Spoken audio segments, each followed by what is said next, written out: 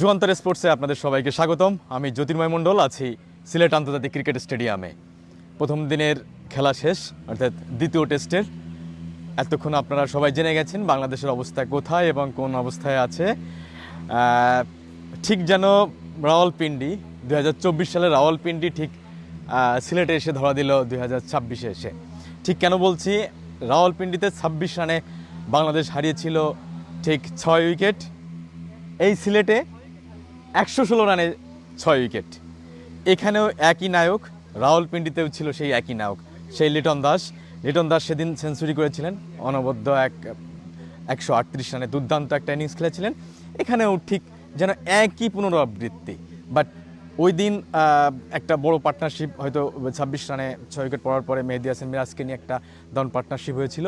এখানে হয়েছে যে লাস্ট ঠিক আরও টেলেন্ডারদের নিয়ে লড়াই করতে হয়েছে লিটন দাসের।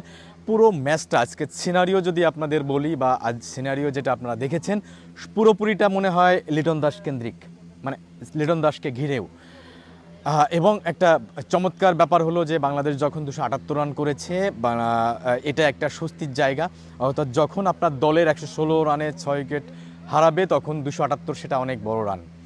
এবং দায়িত্ব নিয়ে কিভাবে খেলতে হয়, কিভাবে এই উইকেটটাকে ক্যারি করে আগাবেন, সেটা ঠিক নিজের মতো করে পাল্টিয়েছেন। এবং সময়টাকে যত সময় বদলেছে, উইকেটের চরিত্র বুঝছেন। নিজে দেখছে যখন কঠিন সময় ছিল একটু স্লো খেলছেন, উইকেট যখন ভালো হয়েছে আরও নিজেকে গিয়ার আপ করে রানটা বাড়িয়েছেন। ঠিক এমন অবস্থায় থেকে বাংলাদেশ দলকে একটা স্বস্তির জায়গায় নিয়ে গেছে এই দ্বিতীয় টেস্টে সিলেটে। ম্যাচ আজ প্রথম দিনের খেলা শেষে যেটা হলো যে খুররাম বলে গেছেন যে লিটন দাস অনেকটা লাকি। কারণ হচ্ছে যে একবার তিনি ঠিক যখন 52 রানে ছিলেন, তখন একটা ঠিক গ্লাভসে লেগে উইকেট কিপারের কাছে গিয়েছিলেন, কিন্তু উইকেট কিপার বুঝতে পারেনি যে এটা আউট হয়েছে। তারা রিভিউ নেয়নি, কিন্তু ওরা আউট ছিল। ঠিক ওই অর্থেই খুররম বলে গেলেন যে উনি লাকি ছিলেন। লিটন দাস তার পাল্টা বললেন যে ক্রিকেটে আসলে অনেক সময় লাকি শব্দটা দরকার হয়, অর্থাৎ লাকি দরকার হয় যে সুযোগটা নিজেকে ইনিংসটা বড় করতে সাহায্য করে। বাংলাদেশের লক্ষ্য এখন দ্বিতীয় দিনে ঠিক সকালের যে আবহাওয়া থাকে, যে ওয়েদারটা থাকে, সেটা সঠিকভাবে কাজে লাগানো। যদি মেঘলা থাকে, যদি বৃষ্টির ছোঁয়া থাকে, তাহলে সেই উইকেটটা আমাদের নাহিদ রানা কিংবা তাসকিন আহমেদ এটাকে সুন্দরভাবে কাজে লাগানোর জন্য মানসিকভাবে প্রস্তুতি নিচ্ছে আজ। তো এই প্রথম দিনের অবস্থার শেষে 278 রান শেষে যদি একটা বা দুটো পাকিস্তানের উইকেট নেওয়া যেত, সেটা খুব ভালো অবস্থানে যেত। সেটা না যাওয়ার পরেও এখন পর্যন্ত নিজেদের ভালো অবস্থান আছেন বলে মনে করছেন লিটন দাস।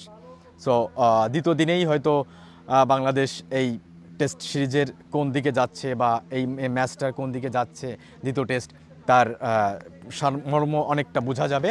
সাথে আমরা যে সবাই ভয় পাচ্ছিল যে সিলেটে বৃষ্টি হবে প্রচুর, আজ সকালেও প্রচুর বৃষ্টি হয়েছিল, কিন্তু সেই বৃষ্টিটা আসলে ম্যাচে কোনোভাবে প্রভাব ফেলেনি। দিনের সারাদিন মেঘলা থাকলেও আস্তে আস্তে ঠিক শেষ দিকে এসে সূর্যের আলো দেখা গেছে। হয়তো আশা করছি দ্বিতীয় দিনেও সুন্দরভাবে খেলা হবে। সবাইকে ধন্যবাদ। যুগান্তর স্পোর্টসের সাথে থাকবেন।